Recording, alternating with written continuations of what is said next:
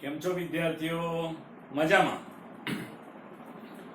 આ વિડીયોમાં આપણે પ્રકરણ નંબર 1 નો છેલ્લો ટોપિક અને તે છે સમય ઘાતાંક, તેના વિશે વાત કરીશું. તો સૌપ્રથમ ઘાતાંકના નિયમોની ચર્ચા કરીશું. તો શરૂ કરીએ. હવે તમે ગયા વર્ષે ધોરણ 8 માં ઘાત અને ઘાતાંક નામનું પ્રકરણ ભણી જ ગયા છો અને એમાં આપણે બે વિશિષ્ટ ક્રિયાના નિયમો સમજ્યા હતા. એક ગુણાકાર માટેના ઘાતાંકના નિયમો અને બીજું ભાગાકાર માટેના ઘાતાંકના નિયમો. આપણે તે જ નિયમો યાદ કરીને શરૂઆત કરીશું. તો શરૂ કરીએ.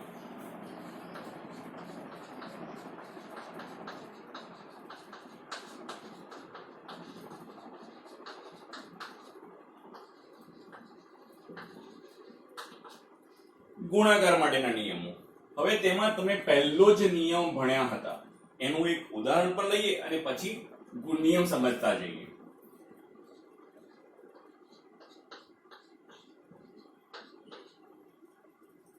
યાદ આવી ગયું ને? ગુણાકારમાં સરખા આધારે ઘાતાંકોનો સરવાળો થાય એટલે કંઈક આવું થશે: x3 + 2 બરાબર x5. હવે આપણે જ્યારે પણ ગુણાકારના સંબંધમાં આધાર, કારણ કે x આપણા આધાર તરીકે છે, આધારની આપણે સરખા હશે તો આપણે ઘાતમાં રહેલા અંકોનો સરવાળો કરી શકીશું. આ નિયમ નંબર પહેલો. તેનું આપણે સામાન્ય સ્વરૂપ લખી લઈએ. માટે આપણે એવું લખી શકીએ કે x⁴ x⁴b બરાબર xa + b. આ તમારો પહેલો નિયમ. આપણે નિયમને શબ્દોમાં પણ લખી લઈશું: સરખા આધારે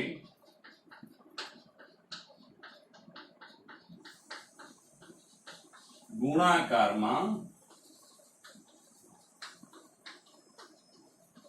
ઘાતાંકોનો સરવાળો થાય. આ નિયમ નંબર 1. ચલો બીજી વાત કરીએ. હવે માનો કે મારી પાસે બે સંખ્યાઓ છે અને એની બંનેની ઉપર કૌંસની ઉપર ઘાત આપી છે. તો આનો મતલબ શું થયો કે આ ઘાત x અને y બંનેની પ્રોપર્ટી છે. માટે આપણે એને x3 અને y3 આવું લખવું જોઈએ. બરોબર છે ને? તો આનું પણ સામાન્ય સ્વરૂપ લઈ લઈએ. તો આનું સામાન્ય સ્વરૂપ છે a અને b આખાની m ઘાત હોય તો આપણે a ની m ઘાત ગુણ્યા m ની b ની m ઘાત લઈશું. એનો મતલબ એવો થયો કે આપણે અંદર જેટલા પણ સંખ્યાઓ કે ચલ આપેલા હોય તમામને આપણે આ ઘાત આપવાની છે. નિયમ નંબર 3.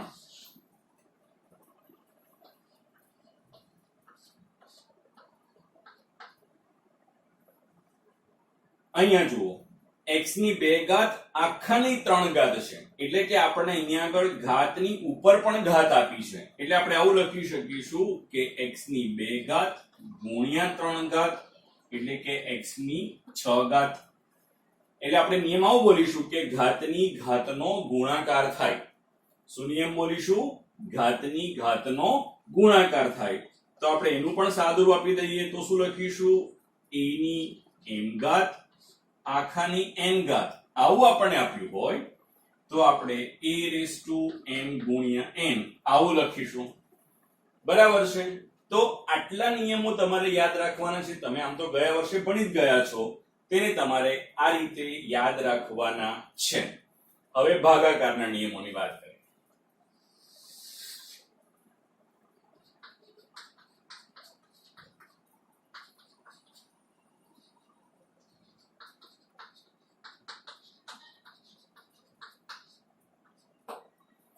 ચલો હવે ભાગાકારના નિયમોમાં તમે ગયા વર્ષે પહેલું ભણી ગયા હતા તેની વાત કરીએ.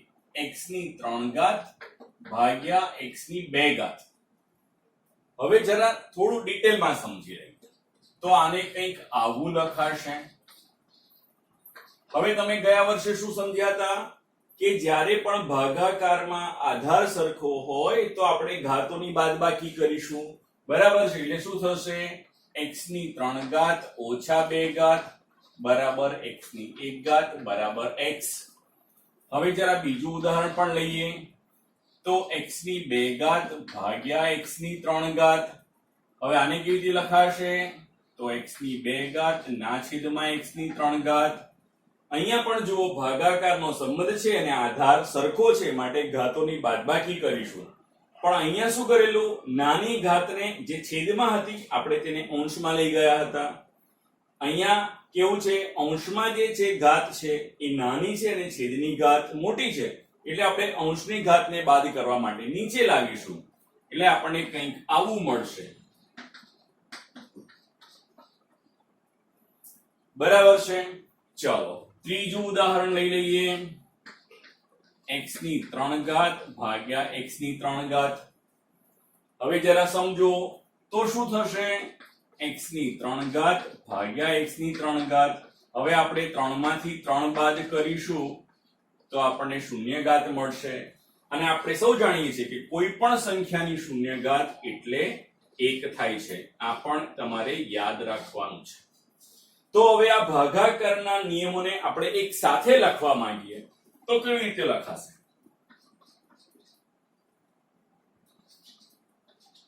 a m ભાગ્યા a n આવું હોય એટલે કે a ની m ઘાત છેદમાં a ની n ઘાત હોય તો આપણને આમાં 3 વિશિષ્ટ પરિણામો આપણને મળ્યા.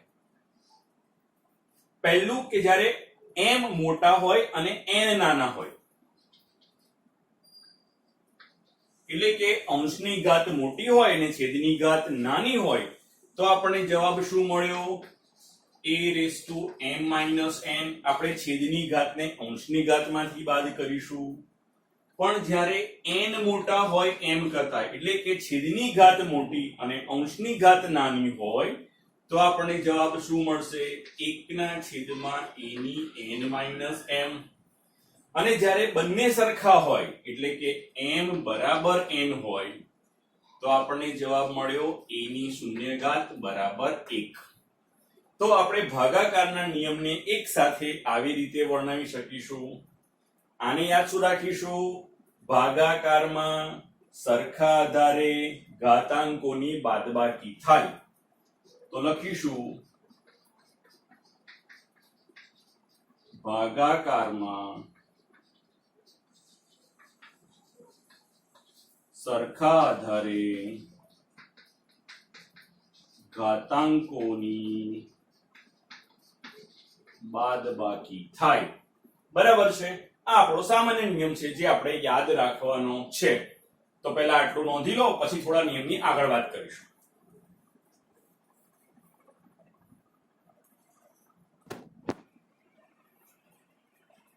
ચાલો ત્યારે આગળનો નિયમની વાત કરીએ. હવે a ની m ઘાત છેદમાં b ની n ઘાત અને આખાની c ઘાત આવું હોય તો શું કરવાનું? તો આપણે આમાં આવું કરીશું કે પહેલા તો જુઓ, કારણ કે આ આખા કૌંસની ઘાત છે એટલે આ ઘાત તમામ પદને આપવી જોઈએ એટલે શું લખવું જોઈએ? a ની m ઘાત ગુણ્યા c ઘાત. કારણ કે ગુણાકારમાં નિયમ શું હતો?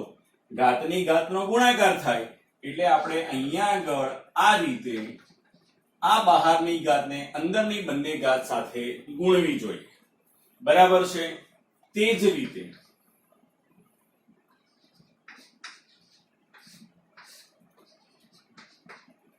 શું લખવું જોઈએ? હા, હવે તમે કહેશો કે ઘાતની ઘાતનો ગુણાકાર થાય પણ ગુણવાનું કોની સાથે?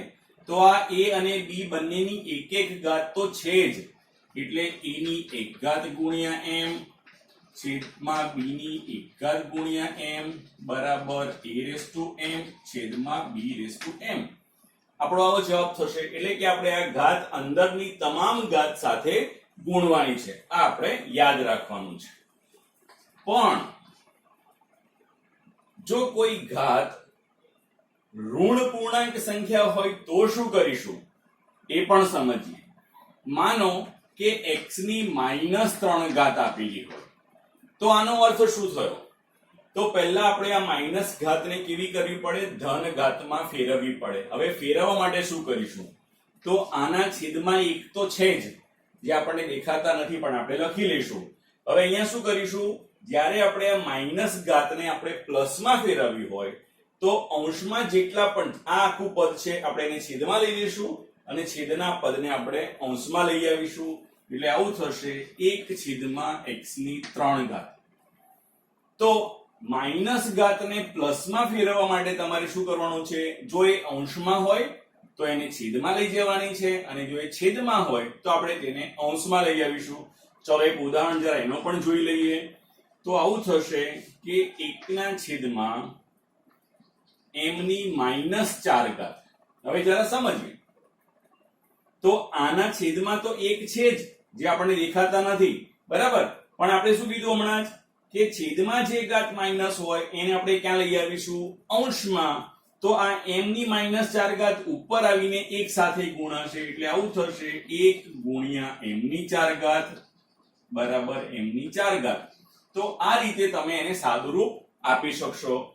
એટલે કે જ્યારે માઈનસ ઘાત આપી હોય તો આપણે એને જ્યારે પ્લસમાં ફેરવ્યું હોય તો અંશમાં જો એ પદ આપ્યું હોય તો આપણે એને છેદમાં લઈ જઈને ઘાત પ્લસ કરીશું અને જો છેદમાં હોય તો આપણે તેને અંશમાં લઈ જઈને પ્લસ ઘાત કરી દઈશું. આ અગત્યની બાબત. હવે ખાસ અગત્ય, જો ઘાતમાં અપૂર્ણાંક હોય તો ચલો સમજીએ. તેની પહેલા આપણે સમજીએ કે વર્ગમૂળમાં ચિહ્નનો મતલબ શું થાય. તો આનો મતલબ થાય છે અડધી ઘાત, કોઈ પણ સંખ્યાની અડધી ઘાત. ચલો હવે જો ઘનમૂળ આપ્યું હોય તો આપેલી સંખ્યાની 1/3 ઘાત. તે જ રીતે જો આપણને ચતુર્થ મૂળ આપ્યું હોય તો કોઈ પણ સંખ્યાની 1/4 ઘાત. એટલે કે અહીંયા જે સંખ્યા હોય એ છેદમાં જતી રહેશે ઘાતમાં. એનો મતલબ આવો થયો. હવે જરા એક ઉદાહરણ લઈએ.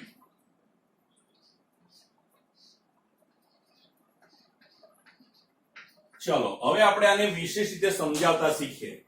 તો અહીંયા શું થયું, આ કેટલી ઘાત છે, ઘનમૂળમાં x² છે એટલે કે ઘાત કેટલી થશે, x² નો 1/3 ઘાત થશે. કારણ કે ઘનમૂળ એટલે 1/3 ઘાત. પણ આપણો ગુણાકારનો નિયમ શું કહે છે કે ઘાતની ઘાતનો ગુણાકાર થાય એટલે આપણે એને આ રીતે લખવું જોઈએ. હવે આના છેદમાં તો 1 છે જ એટલે આપણે શું લખીશું, 2 * 2 અને છેદમાં 3 * 3. તો આ થશે તમારો જવાબ. ચલો હવે આને બીજા કોઈ સ્વરૂપે દર્શાવી શકાય, સમજો જરા ખાસ ધ્યાનથી. હવે હું આને એક નવા સ્વરૂપે દર્શાવું છું. x ની 1/3 ઘાત આખાની 2 ઘાત. હવે જુઓ ગુણાકાર તો એનો એ જ રહ્યો છે પણ હવે સ્વરૂપ બદલાય છે એટલે આપણને એમાંથી શું મળશે,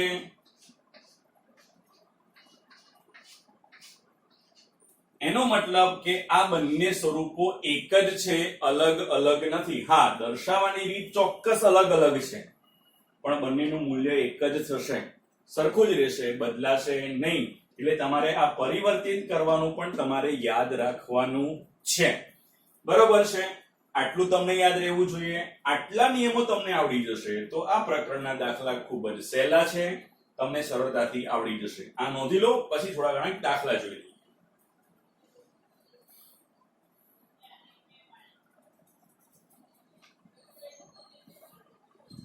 ચાલો ત્યારે આ એક દાખલો સોલ્વ કરીએ. પહેલા રકમ વાંચીએ.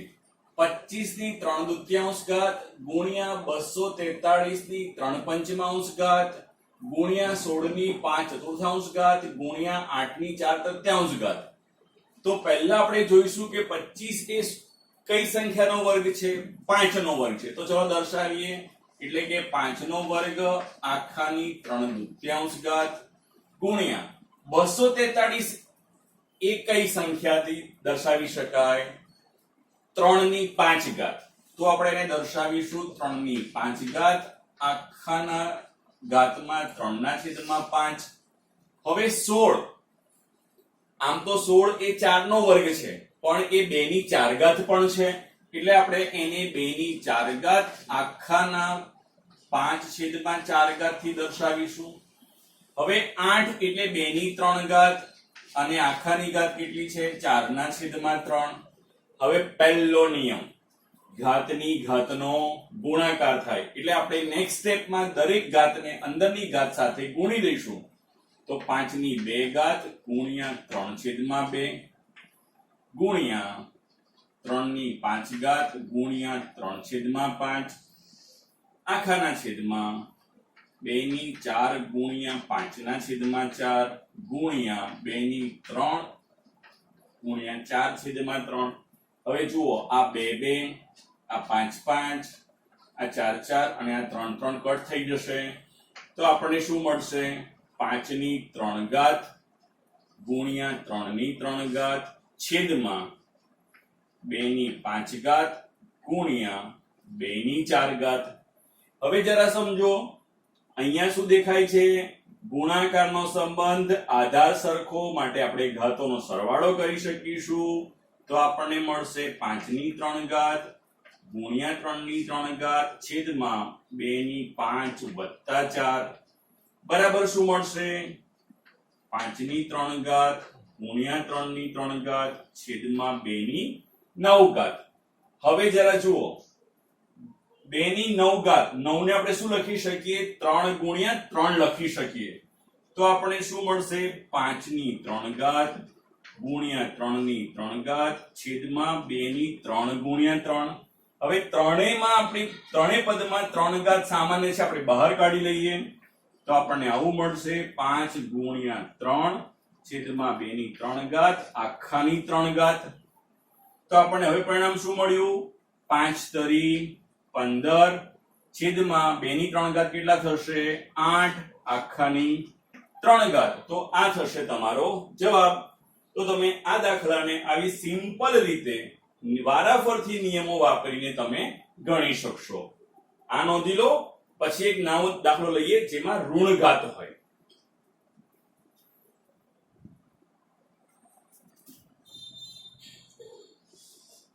ચાલો ત્યારે હવે આ દાખલો લઈએ. હવે જુઓ કે 64/125 આખાની -2/3 ઘાત આપેલી છે વત્તા 1/256/625 આખાની 1/4 ઘાત છે વત્તા વર્ગમૂળમાં 25 ઘનમૂળમાં 64 આખાની 0 ઘાત બરાબર આપણે આટલા લાવવાના છે. તો પહેલા આપણે શું કરીશું? આપણે હમણાં આગળ કહ્યું કે ઋણ પદ જે ઘાત છે પહેલા આપણે એને ધનમાં ફેરવીશું. હવે જરા જુઓ, અહીંયા આખો કૌંસ છે અને આખાની ઋણ ઘાત છે. તો આપણે આને પ્લસ કરવા માટે કૌંસની અંદરમાં અંશ અને છેદને આપણે ફેરવી કાઢીશું. તો આપણને આવું મળશે 125/64 આખાની 2/3 ઘાત. હવે આને એમને પણ લખી નાખીશું કારણ કે આપણી ઘાત અહીંયા પ્લસ છે. તો અહીંયા થશે 256/625 આખાની 1/4 ઘાત વત્તા, હવે જરા અહીંયા જુઓ, ઋણ વર્ગમૂળમાં 25 છેદમાં ઘનમૂળમાં 64 આખાની 0 ઘાત. હવે આપણે અંદરના પદોને આપણે ઘાતમાં ફેરવીશું. તો 125 એટલે કે 5 ની 3 ઘાત છેદમાં 64 એટલે કે 4 ની 3 ઘાત આખાની 2/3 ઘાત વત્તા, હવે જુઓ આ છેદના છેદમાં છે એટલે આપણે આખું એને પલટાવી દઈશું એટલે 625 ઉપર આવી જશે, 256 નીચે આવશે. હવે 625 એ કોની ઘાત છે? 5 ની 4 ઘાત છે છેદમાં 256 એ 4 ની 4 ઘાત થશે અને આખાની 1/4 ઘાત વત્તા, હવે જુઓ અહીંયા આખા કૌંસની 0 ઘાત છે. હવે કોઈ પણ પદની 0 ઘાત એ હંમેશા 1 થઈ જશે. માટે આગળ વધીએ. હવે ઘાતની ઘાતનો ગુણાકાર કરીશું એટલે 5 ની 3 ઘાત ગુણ્યા 2/3 4 ની 3 ઘાત ગુણ્યા 2/3 વત્તા 5 ની 4 ગુણ્યા 1/4 અને 4 ની 4 ગુણ્યા 1/4 વત્તા 1. હવે અહીંયા કટિંગ થશે એટલે આપણને શું મળશે? 5 નો વર્ગ છેદમાં 4 નો વર્ગ વત્તા 5/4 વત્તા 1. હવે 5 નો વર્ગ કેટલો થશે? તો 25/16 વત્તા 5/4 વત્તા 1. હવે આપણે આના પણ છેદમાં 1 દર્શાવીને આપણે લસા લઈ લઈશું. તો લસા કેટલો મળશે? 16 મળશે. તો પહેલા લસા 16 લખી નાખીએ. હવે જુઓ જરા, 25 ના છેદમાં ઓલરેડી 16 છે એટલે આપણે અહીંયા કશું જ નહીં કરીશું, માટે 25 એવા ને એવા રવા દઈશું.